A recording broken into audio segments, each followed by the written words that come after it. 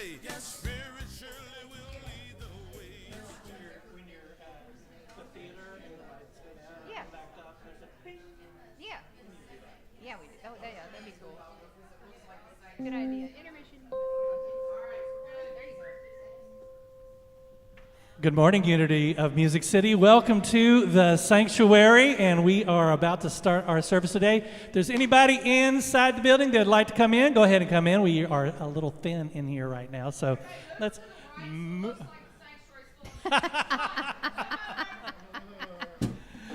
On behalf of Reverend Deb Moore, I am Ryan Gill. That's Jackson. That's Candy. We're going to start off by singing two songs this morning.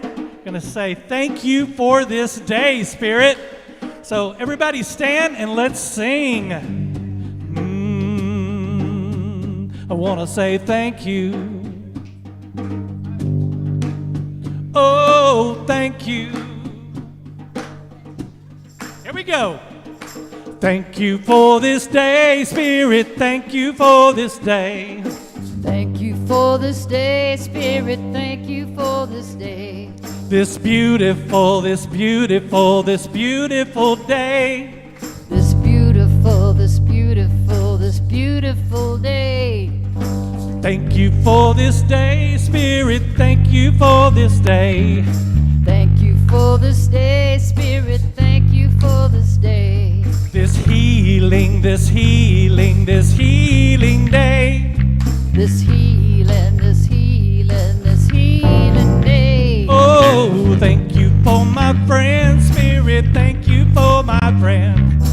Thank you for my friend, Spirit. Thank you for my friends. My wonderful, my wonderful, my wonderful friends.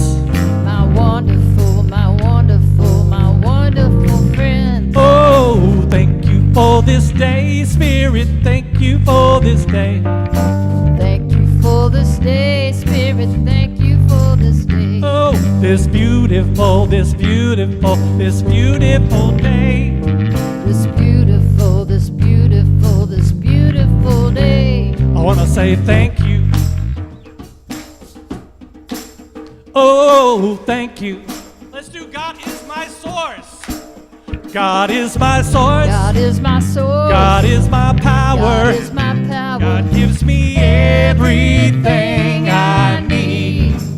So I give thanks. So I give thanks For all my blessings. for all my blessings. God gives me everything I need. Love is my source. Love is my source. Love is my source. Love is my power. Love is my power. Love gives me everything I need.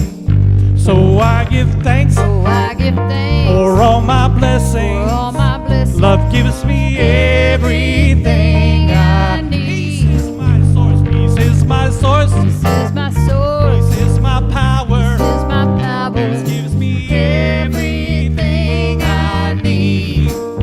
So I give thanks So I give thanks for all my blessings. for all my blessings. Peace gives me everything I need. Whatever you do, do it with joy. It's my source. Joy is my source. Joy is my power. Joy is my power. Joy gives me everything I need. Oh, I give thanks So I give thanks for all my blessings. for all my blessings. Joy gives me everything I need. God gives me everything. God gives me everything I need. God gives me everything I need. God gives me everything I need. All right, let's keep it going. My God is so good to me.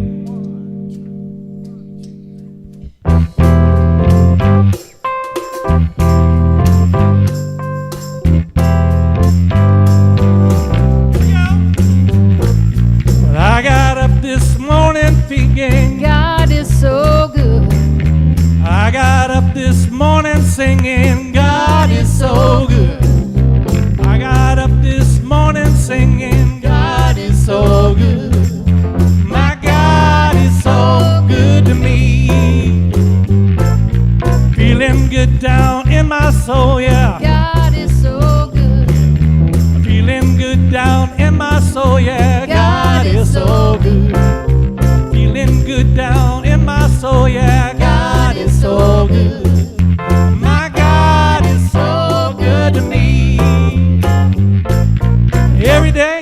in every way.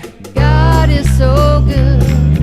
Every day, in every way. God is so good. Every day, in every way. God is so good. My God is so good to me. And in my time of trial, I know God is so good. in my time of trial, I know God is so good. And in my time of trial, I know God is so good. My God is so good to me. And when my day is over, I know God is so good. when my day is over, I know God is so good. When my day is over, I know God is so good. My God is so good to me. Every day, in every way. God is so good. Every day, in every way. God is so good. Every day, in every way. God is so good. My God is so. My God is so. My God is so good to me. My God is so good to me. All right. Woo, way to bring the energy. Let's everybody be seated. All right, it's time to dismiss our youth. And before they leave, we'd like to give them a blessing. So let's all repeat this together. Youth of Unity of Music City, we see you, we love you, and we bless you. You're a shining star for all to see what your life can truly be. Have fun, guys.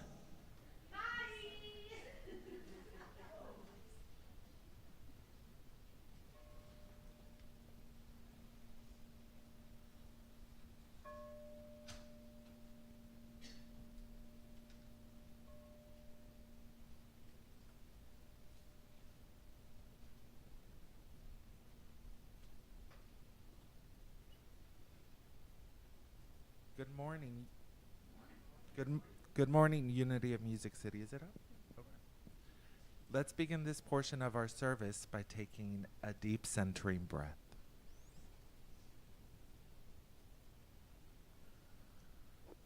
Today's centering statement is, I am always listening and learning. A conversation requires each person to know how to speak up as well as to listen. Healthy interpersonal reaction requires the ability to speak your truth and lovingly listen to others. However, there is a big difference between listening and hearing. If we are to bring healing into our polarized world, we need to learn how to listen to one another. Let's not confuse hearing and listening. Hearing refers to the sounds that enter your ears, but listening requires more than that. It requires focus, centered effort, and opening our hearts. When we listen to someone, we go beyond hearing to understanding the depth of the words' meaning, the feelings and intent of the message, and the energy of the person speaking. To listen to another person is to make an important and intimate connection with that other person, even if we disagree with them. And one of the ways of loving another is when a person feels like someone has listened to them. They feel valued and they feel cared for. Listening is an essential principle in our spiritual growth, and it takes practice. In our world, where people are communicating by text, email, or social media, we thirst for deeper connection. Maybe this is one reason that you have come to the spiritual community. And this is the perfect place to practice becoming a better communicator and listener. Sharpening our listening and communication skills is foundational to our spiritual growth. Without these tools, how will we be able to communicate the love, joy, and peace that we have in our hearts with the communities that we're a part of?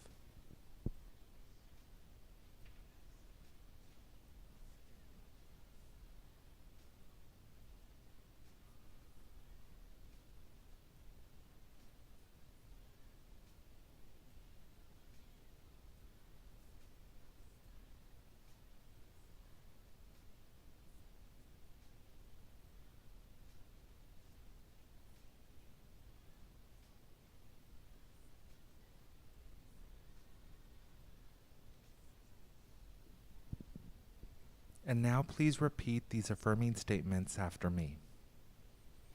I am open and willing to be at peace with myself and my world.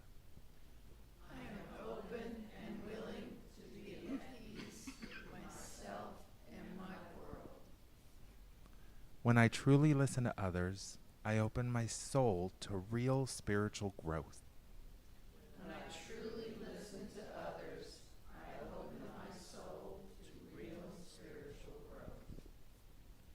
When I truly listen to others, I can bring healing into my world.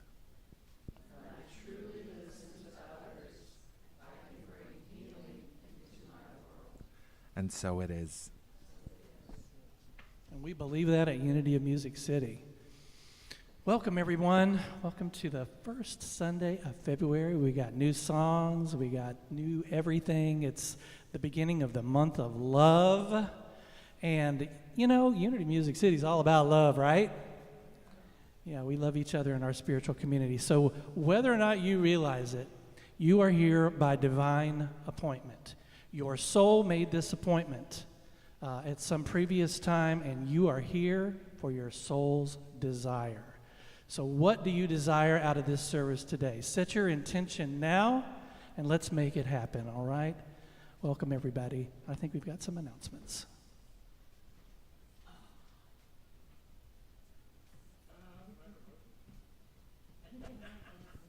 There you go. Book Club Series, Build the Life You Want, The Art and Science of Getting Happier by Arthur Brooks and Oprah Winfrey. Mondays through February 19th at 6:30 p.m. via Zoom. Class facilitated by Deborah Champion. $30 suggested donation. Leadership Council meeting today at 12:45 p.m. Feel free to go grab something for lunch and bring it back. Everyone is welcome. We'll have plenty of little treats, too, if you need them. Join Steph for the Happy Class Thursday, February 8th, 6:30 to 7:30 p.m. Cost is $20. This class will feature a move, groove, and stretch with cardio drumming and a Reiki relaxation with Reiki, Shiki Shaky. How is it? Is it Reiki? Reiki? Reiki relaxation with, you know what I'm talking about, with aromatherapy and hot stones. So we're going to sniff things and get stoned. Right on. Count me in. Only 10 spots available, so grab them while you can. Sign-ups are at the front bulletin board. Celebrate the Year of the Wood Dragon with Frank, Saturday, February 10th from 8 a.m. to 12 p.m., sponsored by the Healing Arts. Group meditation with Deborah Champion will resume on the third Thursday of the month, beginning February 15th from 6:30 to 7:30 at Ren Road. All levels welcome for guided silent meditation sessions. Love offering appreciated. Little Big Move, Groove, and Paint. Saturday, February 24th, 11 to 12:15. Join Steph and artist Carrie for a fun, interactive, multi-generational experience of cardio drumming and painted hearts. Ages 5 to infinity. Cost is $35. Pay a little more, a little less. We're all growing together.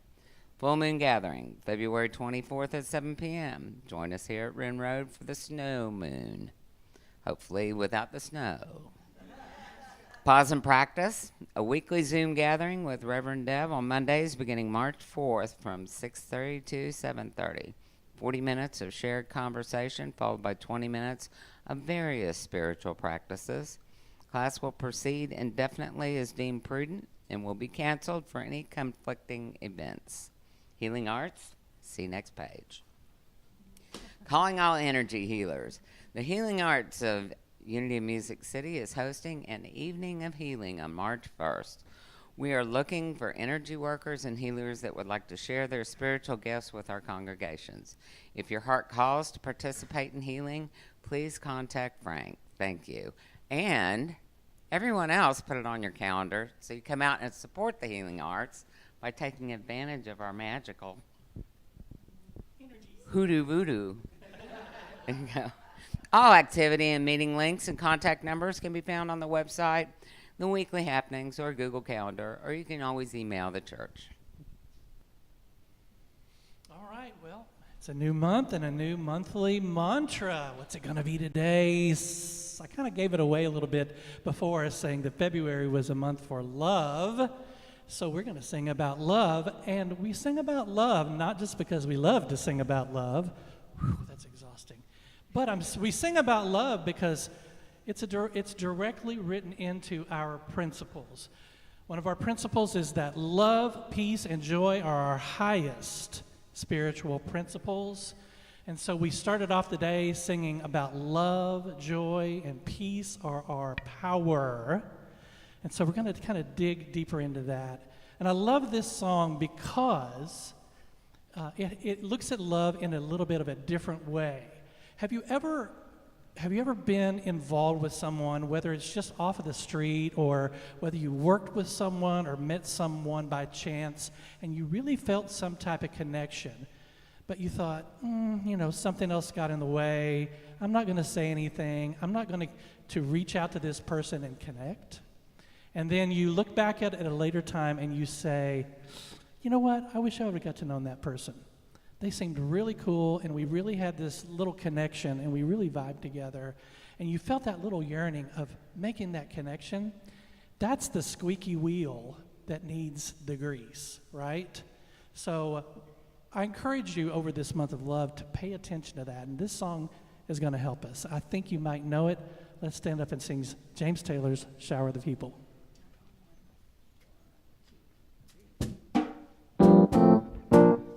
You can play the game and you can act out the part, though you know it wasn't written for you.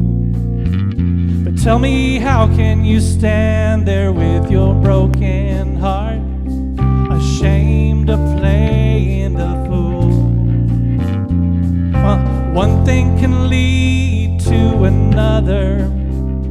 It doesn't take any sacrifice. Oh, father and mother, sister and brother, if it feels nice, don't think twice. Just shower the people you love with love. Show them the way that you feel. Things are gonna work out fine if you only will. What I'd really like for you to do is shower the people you love with love. Show them the way that you feel. Things are gonna be much better if you only will. You can run, but you cannot hide. This is widely known. And what you plan to do with your foolish pride when you're all by yourself alone? Once you tell somebody the way that you feel, you can feel it beginning to ease. And I think it's true what they say about the squeaky wheel always getting the grease. So it's better to shower the people you love with love. Show them the way that you feel. Things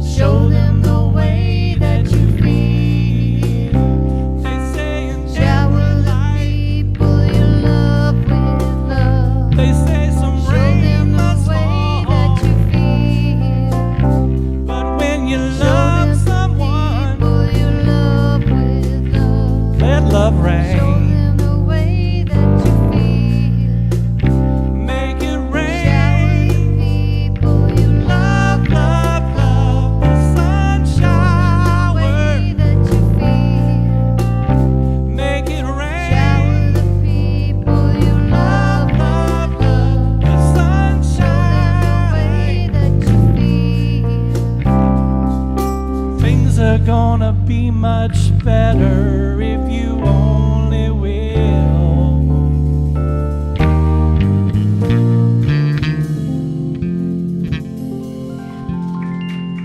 Oh, you sound beautiful. Please be seated. That was nice, wasn't it? That Groovy. was so nice. You know, it dawned on me when we were singing that song. Sorry about that little crispiness. It dawned on me while we were singing that song that, is it my mic? We'll turn it off. There. Even, I'm picking up this one. Let's just not even fight that fight, all right? Roll with it. It dawned on me while we were singing that song that if we are to shower the people we love with love, show them the way that we feel, we had better be feeling love. Right? We had better be feeling love. And the way that we do that is to engage in whatever kind of practice we need to engage in to keep ourselves centered and vibrating at the vibration of love. So I invite you to step into that with me right now for just a moment. Close your eyes if that feels comfortable. Lower your shoulders. Relax your jaw. Taking a deep breath through the nose and release it through the mouth.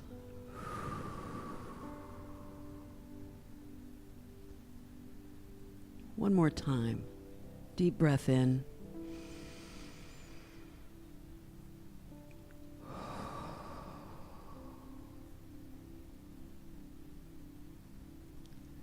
There's so much energy that can be shifted with just the breath.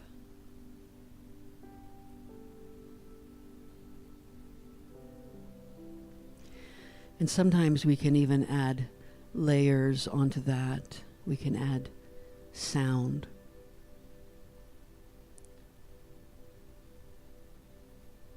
One of the most basic centering sound practices is simply chanting Om.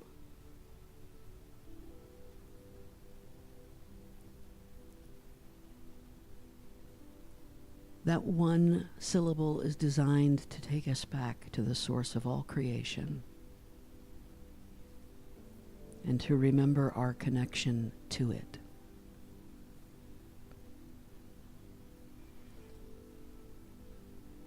I'm going to slowly make the sound of Om twice. You can just listen. And then after that, we will do it together.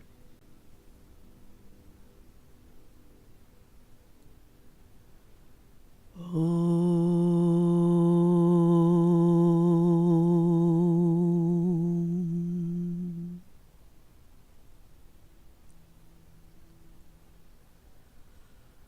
Om. And now I invite you to join in with me, doing that 7 times. Breathing in.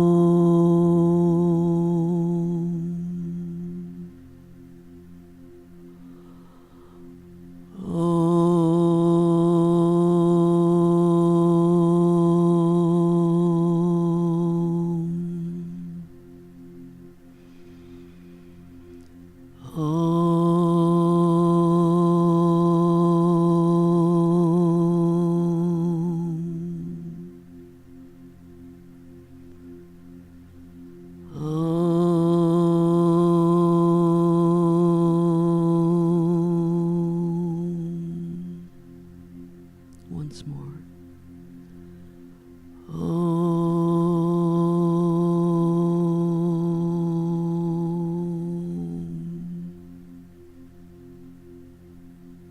And now stay in that shifted energy for just a moment in the stillness, in the silence.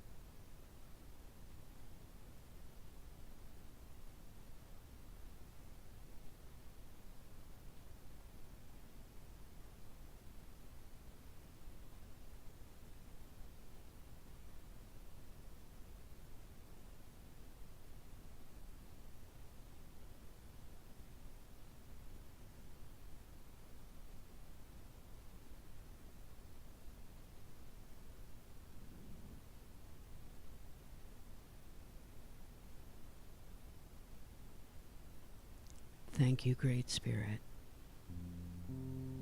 Mother, Father, God, the ultimate reality, Sri Brahman. Thank you for giving us this body and this breath as tools we can use to center ourselves in the energy of you, the energy of divine love, so that we may shower the people with love, so that we may be a blessing to the world in which we live, so that we may be a constant reminder of the sweet divinity in all creation, because we are remembering to live as it. And so it is.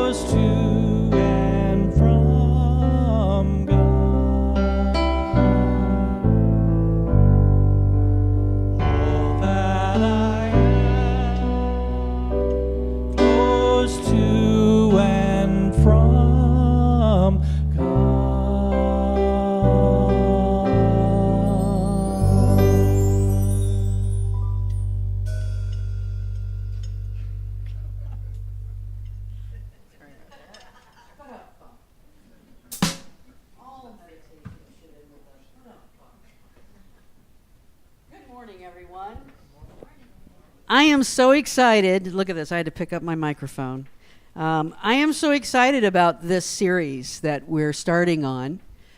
This partially came from the community visioning. And once I discovered that some of you are as big a nerds as I am about some of this stuff, I felt a little sense of freedom in this.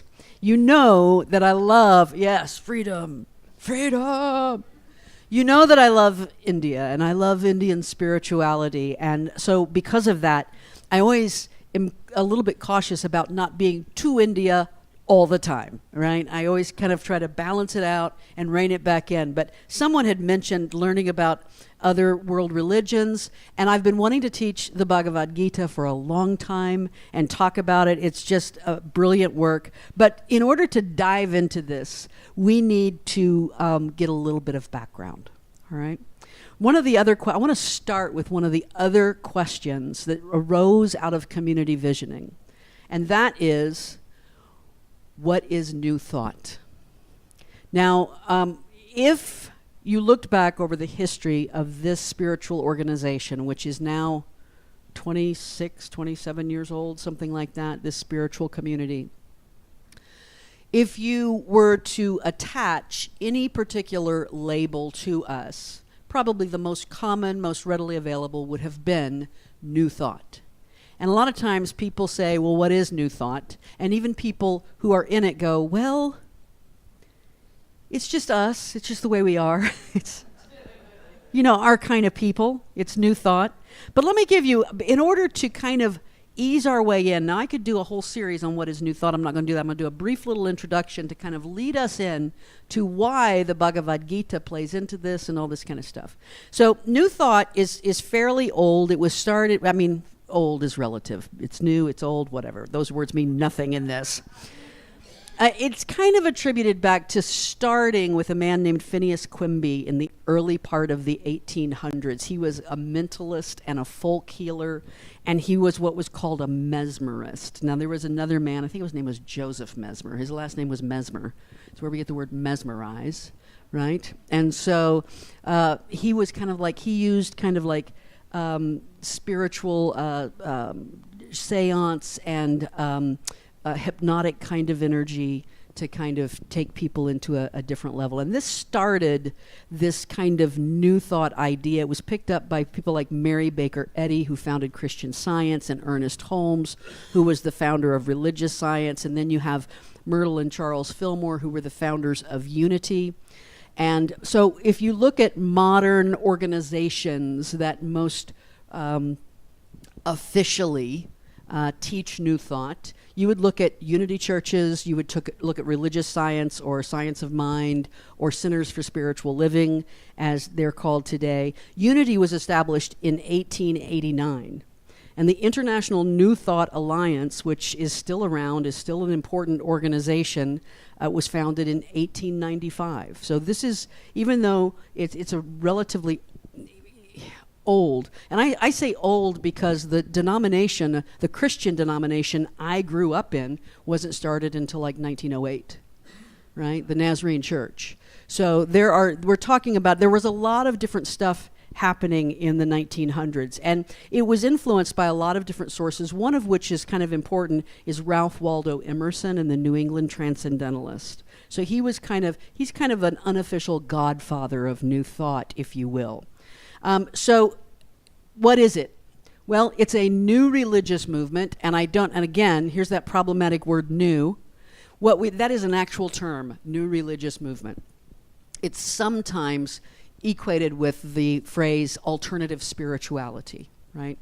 But it will include anything that has come around in kind of the modern era. Mormonism is a new religious movement, right? Because that was founded in the 19th century.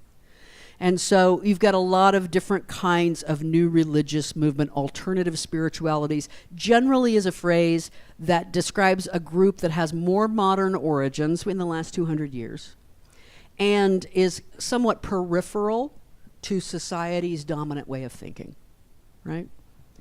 It is succeeding ancient thought. One of the reasons why it got the name New Thought is that it was kind of the successor to ancient thought with roots in ancient Greece, Rome, Egypt, China, the Taoist philosophies, Vedic, Hindu, and Buddhist cultures. I would also add probably to that indigenous American, Celtic, right, other African traditions outside of Egypt, pretty much open to any ancient thought. But one of the things New Thought kind of does is it uses to a certain extent, but it also kind of skips over the newer ancient teachings. And by newer ancient teachings, I would say Christianity, Islam, Buddhism, right, even Judaism to a certain extent.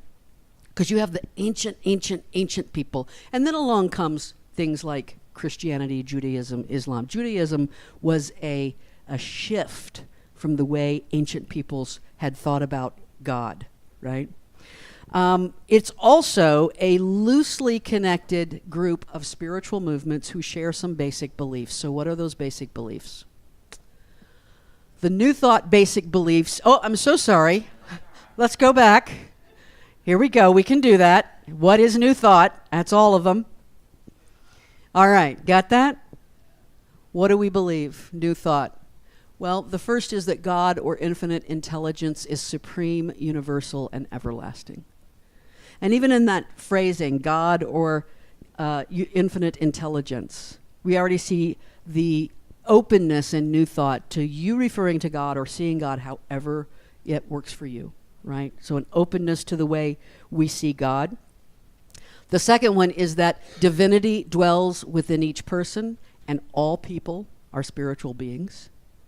Right? And we know about that. We talk about that all the time. The third one is that the highest spiritual principle is loving one another unconditionally. That's one of our principles, certainly, as Ryan talked about this morning. And the fourth one, this is the last one, so after I do this one, you can take a picture.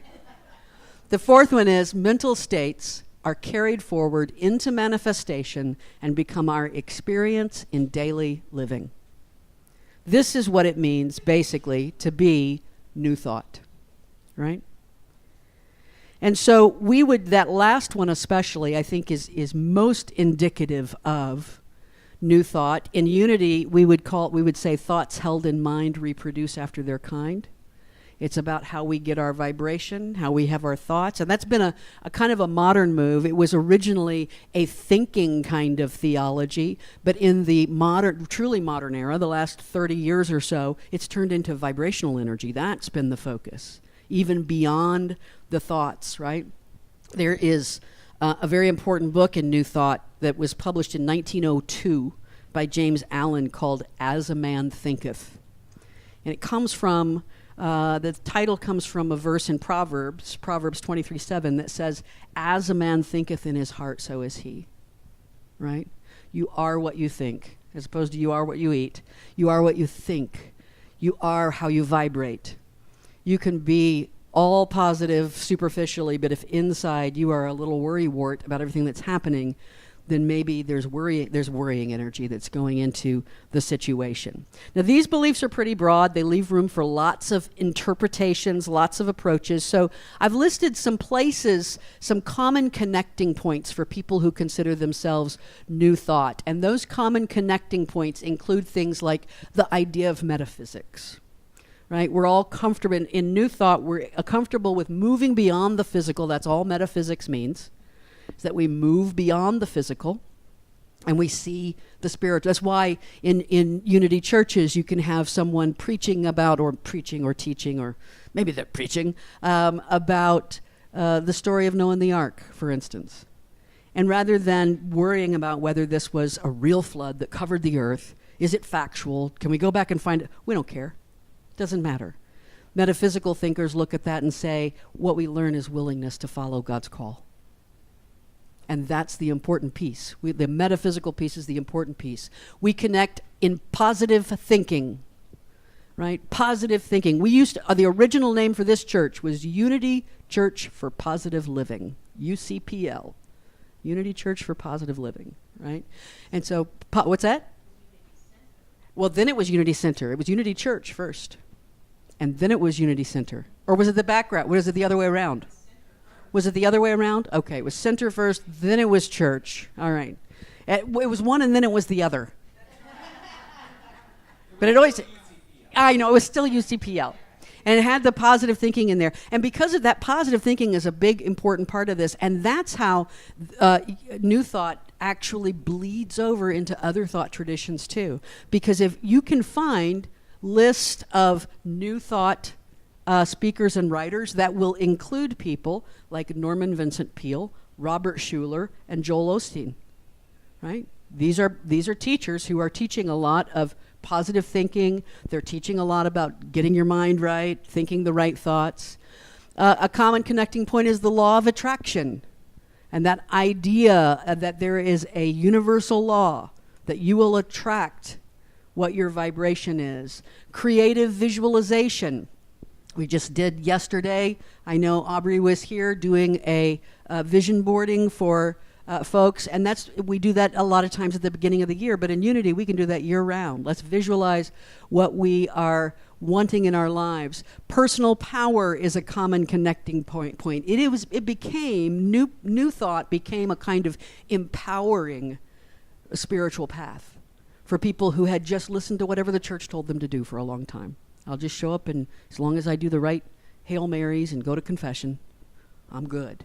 And now it took the power out of the hands of priests or church hierarchies and put it into the hands of the individual.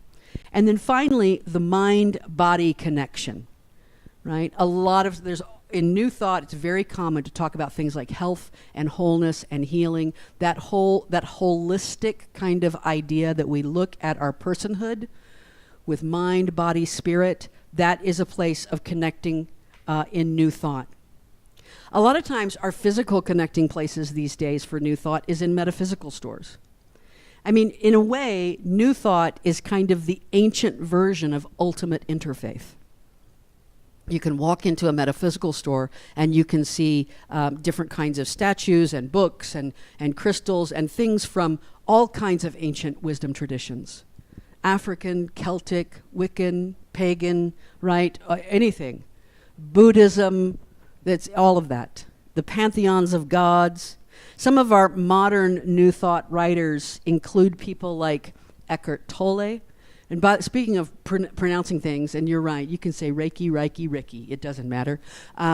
Because quite frankly, it's just words, and we give them meaning, and we give them what their pronunciation is. Eckhart Tolle is how I say his name, which, as I understand it, is the closest way to pronouncing his name in German. There's not really a good English version of his name. A lot of people say Eckhart Tolle, but it's really Eckhart Tolle. It's kind of a at the end of it. I've heard him say he doesn't care. I've heard him say, it doesn't matter to me. Whatever you think my name is, that's fine. But he is certainly one of the important ones. Byron Katie, Michael Beckwith, Wayne Dyer, Louise Hay, Esther Hicks, Carolyn Mace, Ian Van Zant, Neil Donald Walsh. There's a whole list of them. You can go into a modern bookstore and there's a whole section at the bookstore on all of these folks. And perhaps the most common thread in all of these writers and thinkers, both the old ones and the new ones, is that at some point they seem to pass through India. At some point they pass through India, right? As we learn about Indian spirituality over the next few weeks, there might be times when you think to yourself, well, this is pure Eckhart Tolle. Yes, it is. It sure is. Or this is pure Wayne Dyer. Or I've heard Ram Dass say the exact same thing. Yes, you have, right? Because they all seem to pass through Indian spirituality. There are even some New Thought writers whose connection with Indian spirituality are up front and center. People like Ram Dass, Shakti Gawain, Paramahansa Yogananda, people of that nature who have done a lot of writing, and they've brought Indian spirituality to the West in a more ready way. But all of these folks, Charles Fillmore read the Bhagavad Gita, Ralph Waldo Emerson, right? This is an important foundational text for a lot of different spiritual thinkers. So let's dive into it.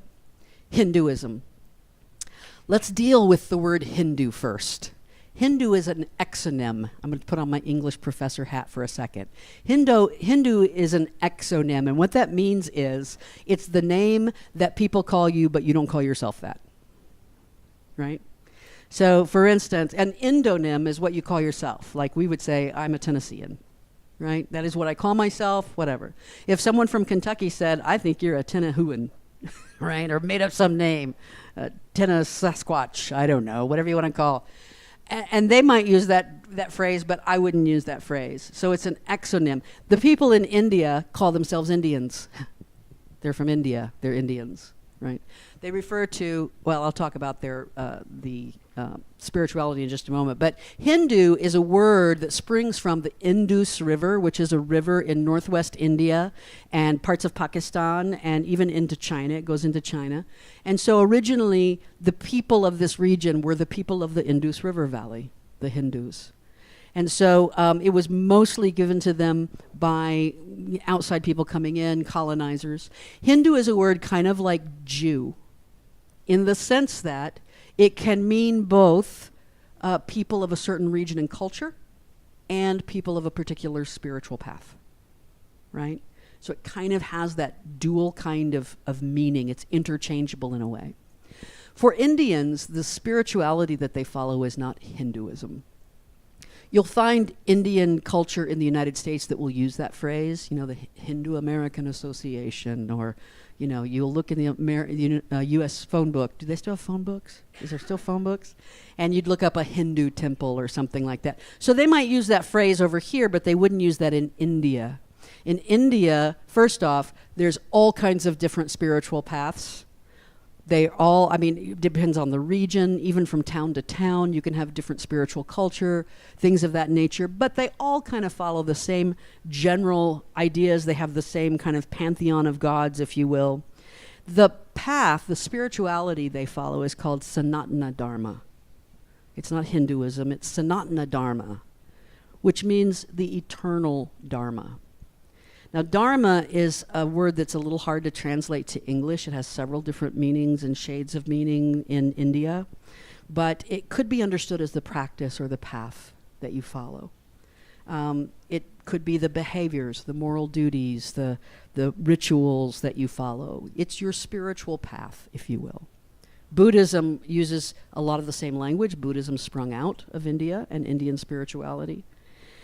And so in Buddhism, Dharma is more of kind of like cosmic order. So beginning a little bit of a study of Hinduism, this is we got to get all the nuts and bolts in today. It can be a little daunting because Hinduism, some people will claim it has 33 million gods, right? So if you really want to know, I want to know everything there is to know about Hinduism, good luck. Spend the next 17 lifetimes, right? Next 17 lifetimes, and in Hinduism you can, because there are 17, however many lifetimes you need. And so you will never know all of it. So if you ask a Hindu or an Indian, how many gods are there? Are there 33 million gods? They'll say yes. And if you say, is there one God? They'll say yes. And they have no trouble having both of those ideas reside in their mind at the same time. Because really, all of those 33 million gods are what they call avatars. They are just different expressions of the same one ultimate reality, the same divine energy. So I want to give you a quick overview of some of the most famous gods of Hinduism. So this is what we call the Hindu Trinity, or they call it the Trimurti, right? This is Brahma, Vishnu, and Shiva. Brahma on the left, Vishnu, Shiva. Shiva you often see with that trident. So, and of course, they're very colorful. They're always very colorful. This is like the big three of Hinduism. Brahma is the energy of creation. Vishnu is the energy of sustaining, sustenance. And Shiva is the energy of destruction. Brahma the creator, Vishnu the sustainer, Shiva the destroyer. Now, Shiva is one of the most important gods in all of India. There are a lot of people who revere Shiva. And that might seem a little strange to us in the West. Why would you revere the destroyer? Because the way to true oneness with the divine is destroying all the things that are in the way, right? Getting rid of all of the obstacles So Shiva is the last step. These are, by the way, associated with Om. Now, we often say Om in the West, O-M, but technically you would write that sound. You might have seen it spelled A-U-M, right? And the reason is because in the original version of chanting that sound, it's considered the primal sound of the universe. You just start by making a sound through a wide open mouth. When I start making a sound through a wide open mouth, it's an ah sound, always. And all I'm doing is slowly closing my mouth. I'm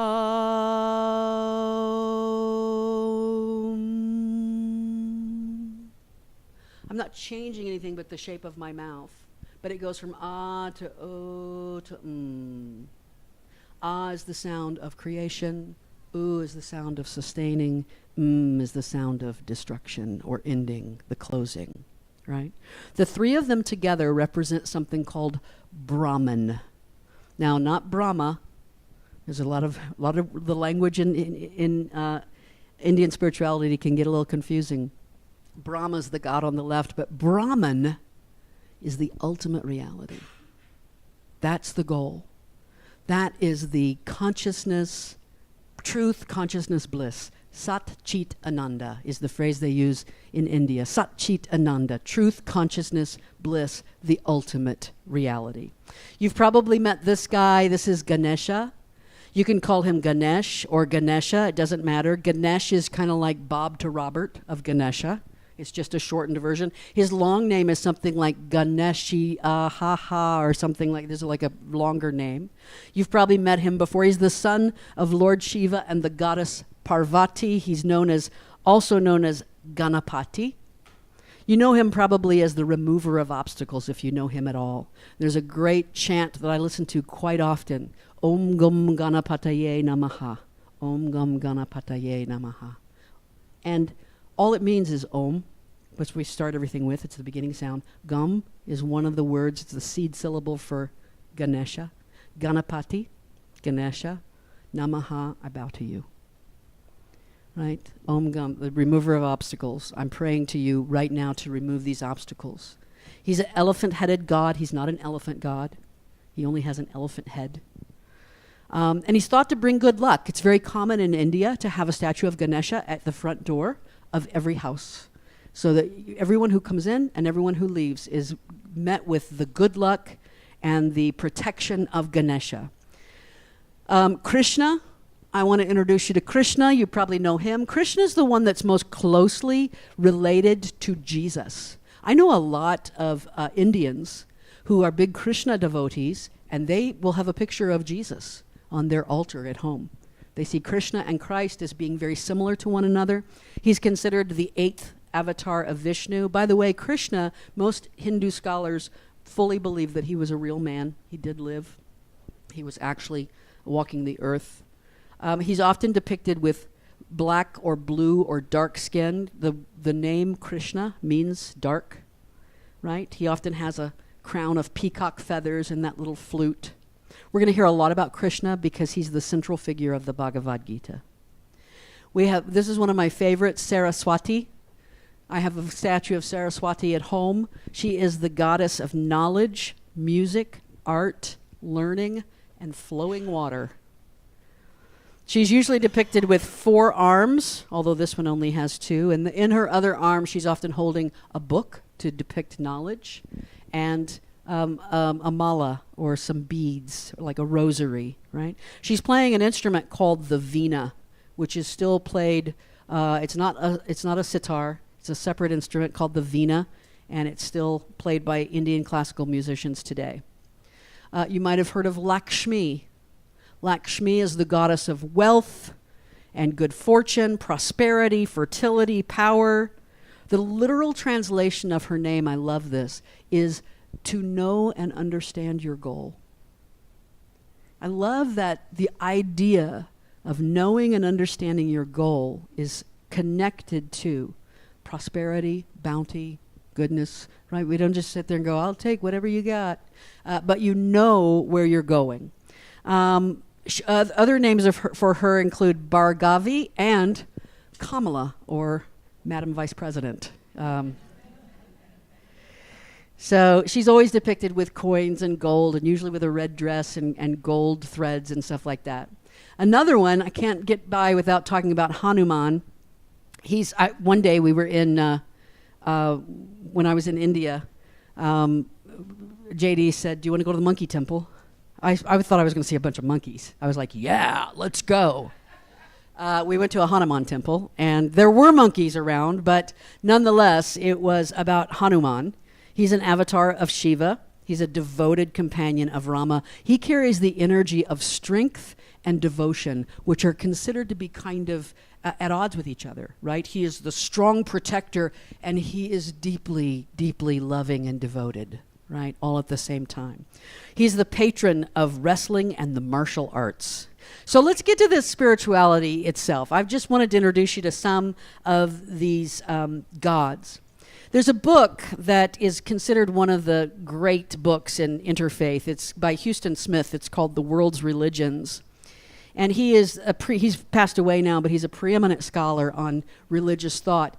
And this is what he says.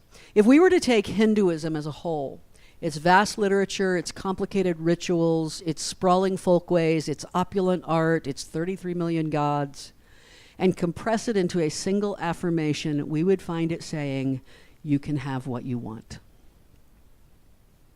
Sounds a little New Thought-ish to me, doesn't it? Sounds like the law of attraction. You can have what you want. Can we? Can we have what we want? The question, of course, the place this takes us to immediately is, what do we want? What do we want? India and Hinduism would say that people want 4 things.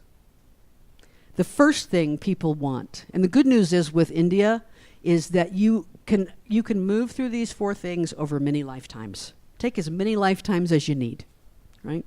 The first thing people want is pleasure, right? It's a natural desire.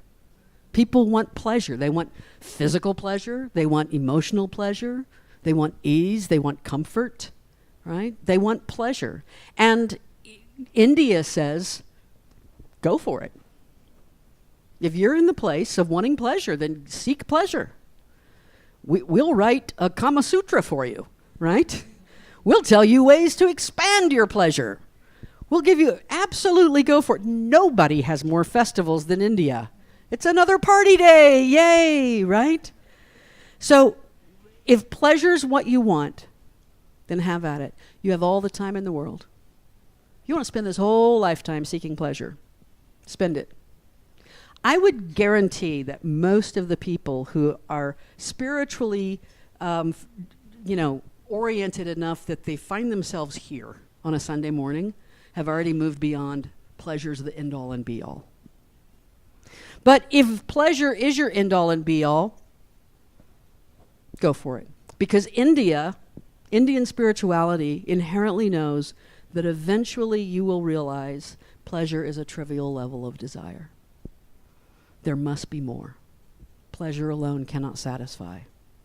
When you have the most pleasurable moment and you still go home alone and empty, right? So what's the next level of wanting? Well, the next level is worldly success. I can put off pleasure to create worldly success. I'm going to go to college. I'm going to make something of myself. I'm going to get a degree. I'm going to acquire wealth and power and position and respect. That's going to be my next desire. This drive, unfortunately, is inherently competitive. So it's not a drive that's oriented in oneness, right? It has an insatiable quality. It centers meaning in the lowercase self. You as an individual need to achieve things, and you need to become important, and that will make you feel better. But all of its achievements are temporary. And eventually we start to realize that this desire is fine, but if I stay in this place of all I want is worldly success, it's kind of like, as we grow, as we evolve, it's kind of like being an adult and continuing to play with toys. Now, that's a dangerous thing to say to this crowd, because most of the adults in here would go, yes, yay. I would like to continue playing with toys.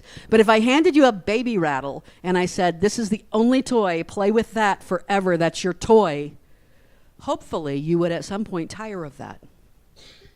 right? And so this worldly success, this achievement, it's not bad. Hindus don't call anything bad. It is what it is, right? Achieve worldly success if that's what you want. But do you want to spend all day with a rattle? So we begin to look for something bigger than ourselves, right? We lean into what Indians would call the path of renunciation. These first two are the path of desire. Then they move into the path of renunciation. And the third want we have is the want of service and duty. This is where we give birth to religion. This is where our focus kind of shifts to community. Well, if I need something to be bigger than myself, let me focus on my community. Maybe we form an allegiance to our tribe or our nation or an organization. We can even allow its needs to have priority over ours. I mean, how would we talk anybody into going into war if they weren't instilled with a sense of service and duty? That there are needs that are bigger than my own personal needs right now, right? As Houston Smith puts it, when this point is reached, we find ourselves there too, being unfulfilled. Right? Something about that, it can fulfill us for a long time.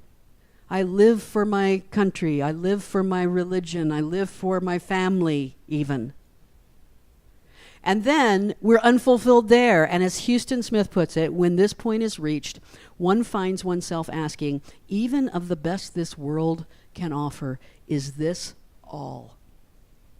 And as he says, this is the moment Hinduism has been waiting for. It's been waiting for you to get to that moment. Is this all? Is this all there is? Right? The final level of what we truly want can be reached through several avenues. We want beingness. We want spiritual understanding and wisdom. We want joy. Hinduism says that what we really want is moksha, which is a word for liberation. Freedom. We want freedom. We want to be liberated from the parts of ourselves that limit us. We want all of the restrictions to being, consciousness, and bliss removed, right? Hinduism will tell you that is not only within reach, you already have it. It's already who you are. Hinduism says that underlying the human person and ultimately animating the human person is ultimate reality, nothing less than Brahman itself, the divine. That's known in Hinduism as Atma or Atman. Right? So how do we get there? Well, there are 4 paths. I'm going to go through them quickly. Right? 4 paths in Hinduism. And this is going to get us all set up for the Bhagavad Gita because we're going to talk about these. These are paths, types of yoga in Hinduism. Yoga means yoke. It's basically which path do you unite with to get to ultimate reality. The first one is called Jnana Yoga, or knowledge. This is a path for those people who spend time in reflection. This is not book learning knowledge. This is akin to maybe the ancient Greek Sophia, an embodiment of wisdom. You might have heard someone ask, Eckhart Tolle asks this all the time. This is the path that asks, who is it who is suffering? When I'm suffering, who is it who is suffering? When Eckhart Tolle talks about his awakening, he says that I reached a point where I couldn't live with myself anymore. And in that instant, I thought, wait a minute, who is I and who is myself? Who is the I that can't live with myself? And he started to look into the layers of his beingness and understanding who he really was, the witness, the observer. This is the path of awareness of the witness and the observer. The second one is Bhakti Yoga, which is the yoga of love and devotion to God.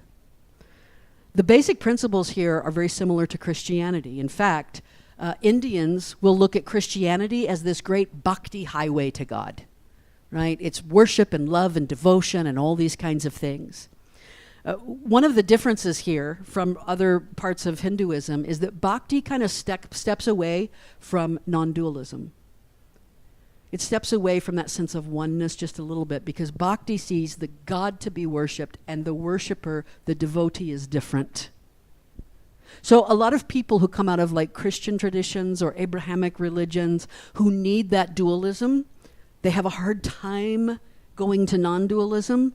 Bhakti's a good path to start with, right? Bhakti is a path where you can hang out and worship a divine self that is kind of a little bit separate from you. One act of bhakti yoga is the repetition of God's name. So a lot of chants and mantras where there's just kirtan music, where there's simply chanting the name of a God, Om Namah Shivaya, Om Namah Shivaya, Om Namah Shivaya, right? If you were to say, in Indian spirituality, I believe in non-dualism and unity and that I'm one with my higher self and that is the same energy as the divine. And I also worship devotedly a god or avatar that is somewhat separate from me. Indians would see this as the same kind of question as, are there 33 million gods or one? They'd go, cool, you can do both. There's room for everything in Indian spirituality. The third one is the karma yoga, which is the karma of the yoga of work. Do your work and do it well. Every action performed by you on the world also returns to you. You reap what you sow. Right? So you better learn to work in a way that it will bring you good things. Karmic yogis will do everything as if it's the most important thing in the world, whatever's in front of them. And then when the next thing comes, they give that the same kind of energy. And finally, there's Raja Yoga, which is, the best way to describe it there is psychophysical. It's kind of like the yoga of science. Sadhguru is a teacher of this kind. It's like, let's follow these certain paths, do these certain breathing techniques, and you will have. Let's do an experiment with breathing. Let's do an experiment with asanas or postures and see how your life shifts, right? And this has all those 8 limbs of yoga, the one-pointed concentration, the pranayama, the certain observances that ultimately lead you to the one-pointed concentration of meditation and union with Brahman. All of this information is contained in some ancient texts, and one of which we're going to study. And these texts include the Vedas, the Upanishads, the Brahma Sutras, and the Bhagavad Gita. The Vedas, Veda is just a word for knowledge, and it's basically like interchangeable with scripture. The Vedas are the scriptures. They're ancient. The oldest Vedas were written, we think, about 1700 BCE. Not only 1700 years before Jesus, we're talking 1400 years before Socrates and Plato and Aristotle. Ancient, ancient wisdom. The last 3 are kind of a triad. They are part of the Prasthanayatra. Let me say it right. Prasthanatrayi. They're kind of like the big 3 canonical scriptures. I'm actually diving into the Upanishads right now. They'll probably get, these are great, by the way. Oh my gosh, I'd never started reading the Upanishads. They're fantastic. And the Brahma Sutras, and then the Bhagavad Gita, which is what we're going to be studying. This is one you'll read over and over and over again. If you decide over the next couple of weeks that you want to get a copy of this to follow along, I strongly recommend the Stephen Mitchell translation. It is incredibly readable for a Western audience, and it's beautiful. It's almost poetic. The Stephen Mitchell translation. So that's a lot of information. The Bhagavad Gita, by the way, it translated as the Song of God. Bhagavad is just a word for God. And Gita is a word for song, the Song of God. And so it's often called the Gita, just the song, the Gita. Or it's even shortened to Geet. Right? There's a moment in Eat, Pray, Love, which is one of my favorite movies about India. Eat, Pray, Love, and where she's struggling. Her friend who, remember the guy, I can't remember his name, but he calls her groceries all the time. Richard from Texas. Thank you very much. That's right, Richard from Texas. And when she is struggling, and he looks at her and he says, "You've got to go back to the Geet." Right? And it's a line that for a lot of watchers, I'm sure a lot of viewers of that movie, it just slid right over them. But it's the moment. You got to go back to the Geet, right? You got to go back to the essential teachings, the essential energy. So I leave you with one last thought. Connecting New Thought with the Gita. We go back to Emerson, one of the foundational writers of New Thought. And he said, it was the first of books. It was as if an empire spoke to us. Nothing small or unworthy, but large, serene, consistent, the voice of an old intelligence, which in another age and climate had pondered and thus disposed of the same questions which exercise us. I hope you'll go along on this journey. I'm so looking forward to it. Namaste.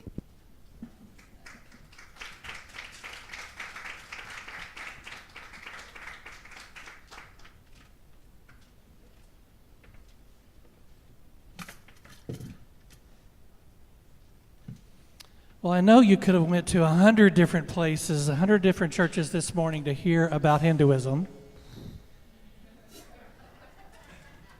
But I'm so happy you came to Unity of Music City, where we love to learn about ancient wisdom.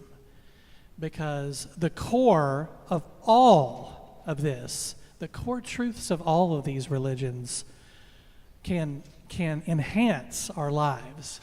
So I'm grateful to be at a place where we can come and learn about this and increase our spiritual knowledge, right?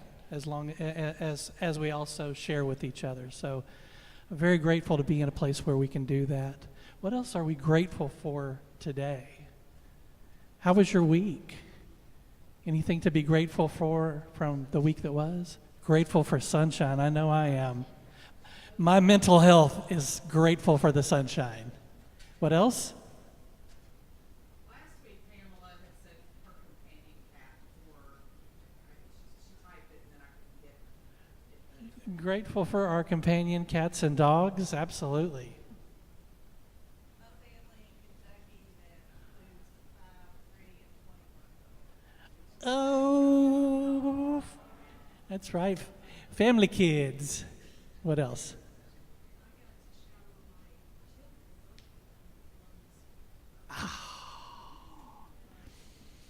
Trying to think of something better than that, and I can't.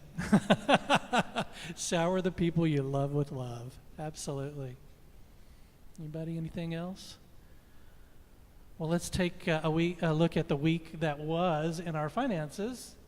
So we are doing excellently, and we're going to keep that great work up because we are building a foundation for this spiritual community that's going to not only nourish us and the people that come in the doors, we're going to nourish this community. Absolutely. Because if you haven't looked at the principles that we have set out as a community, you should take a look at that again, because we're going to spread that everywhere. Absolutely. That love, peace, and joy that we bring to the world. And let's, what's next there? Oh, okay. All right. Ways to give. I'm going to keep this up here for a few seconds in case anybody wants to take a picture. We're trying to figure out some other ways to bring that QR code to people's eyesight. So we'll figure that out here before too long. And let's all say our offertory affirmation together. Divine love flowing through me blesses and multiplies all that I choose to give and all. Let's sing this as a prayer.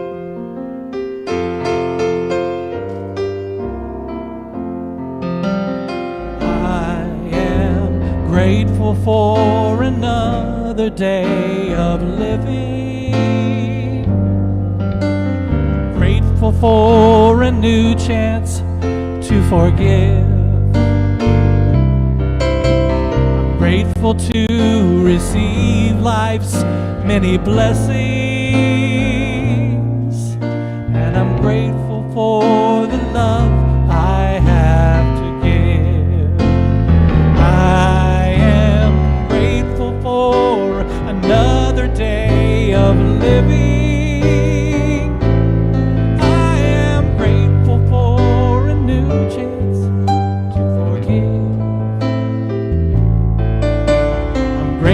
To receive life's many blessings, and I'm grateful for the love I have to give. Yes, I'm grateful for the love I have to give. I want remind everybody that we have a leadership council meeting after the service today. Try to start 12:45 or as close as we can get to that. Everyone is welcome to attend. We're going to do some business and hang out and have some food and all that good stuff. So you're welcome to attend that if you want. Please check the What's Happening newsletter that comes into your email to remind you of what we've got coming up and plan accordingly. And then let's all stand up together and say the prayer for protection. The light of God surrounds us. The love of God enfolds us. The power of God protects us. The presence of God watches over us. Wherever we are, God is, and all is well.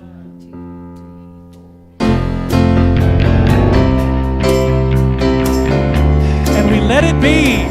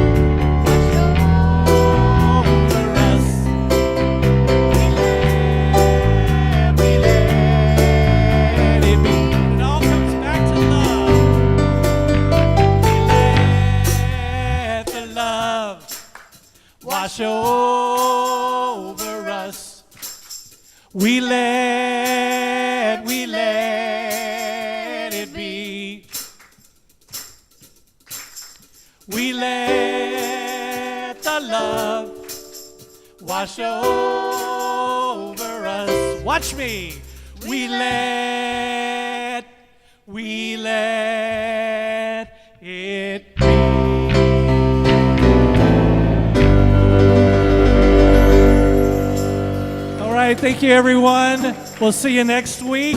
Have a great week, everybody.